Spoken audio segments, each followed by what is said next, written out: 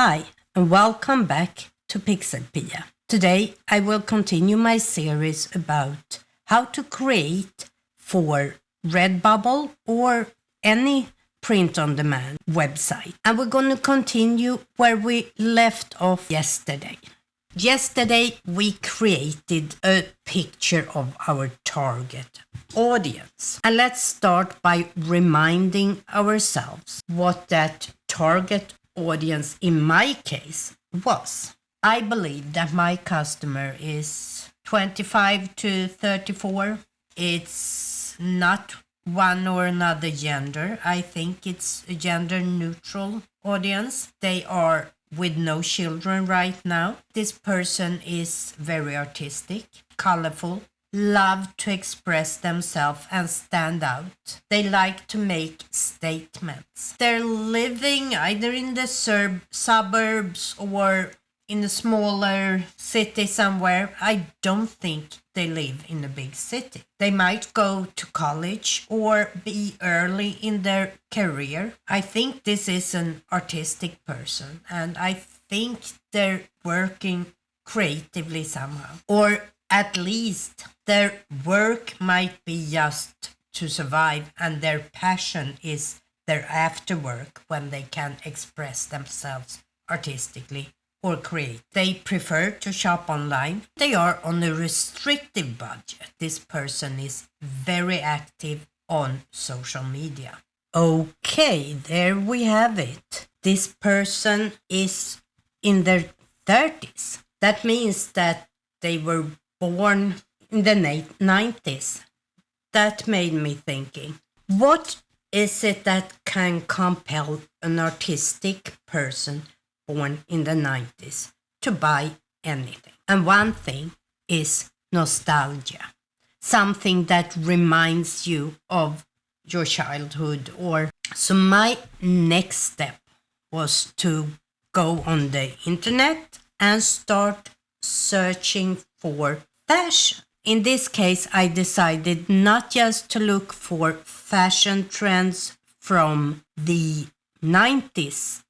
I also incorporated fashion trend from the 70s. So I went back and looked at 90s and the 70s. Let's first talk about the 90s. Horizontally striped t-shirts and shirts of all kinds was very, very popular. Color blocking was big in the 90s.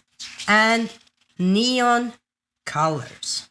Graphic tees, of course, and bucket hats. When we look at the 70s, we have really three periods of the 70s. Early 70s, late 60s, early 70s was the flower power, the hippie culture. Crocheted tops, the boho, the ethnicity, tie-dye. Mid-70s were a little bit more formal, more casual, everyday, very much monochromatic, fitted tees with slogans. Then came the end of the 70s, and with that came disco. Glitter, feathers, out there outfits, a lot of strong neon color again, and a lot of glam. So my next step, I chose 6 different keyword or phrases that I wanted to search for on Redbubble. I chose 3 from the 90s and 3 from the 70s just to get an idea of what is out there already, because I want to find something that maybe is lacking. So for the 90s, I searched for horizontal stripes, and I found a lot of pillows and a lot of t-shirts. I don't think if my audience is, as I described, that pillows and household items is what I should focus on. But this is a possibility for t-shirts. And of course, everything I'm talking about here will also work on stickers. When I searched for color blocking, there was very few things. Most of them were pillows in just one color, but there was very little color blocking on Redbubble. The same with neon. I didn't find very much with neon either in any category. And what I did is I searched for these terms and I looked at best-selling and I looked at trending. So from the 90s, there was really not much out there.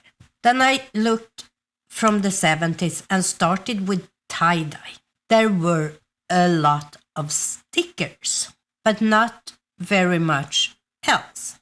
Slogans on t-shirts, of course, that is most of what you find when you go to Redbubble. And lastly, when it comes to disco, there was a lot of tees and a lot of stickers, but they were mostly like a disco ball or something like that. So with this information, I had to start thinking about how can I combine some of these to fill the void on Redbubble. Well, I knew that I needed to work with color blocking, I needed to work with neon, and maybe combine those two with slogans. With slogans, you have to be careful. Most of them are trademarked or copyright protected. So what I did at this phase, I searched for some of the most memorable slogans from the 90s when it came to commercials.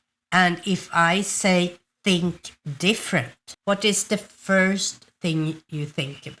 For me, it is Apple.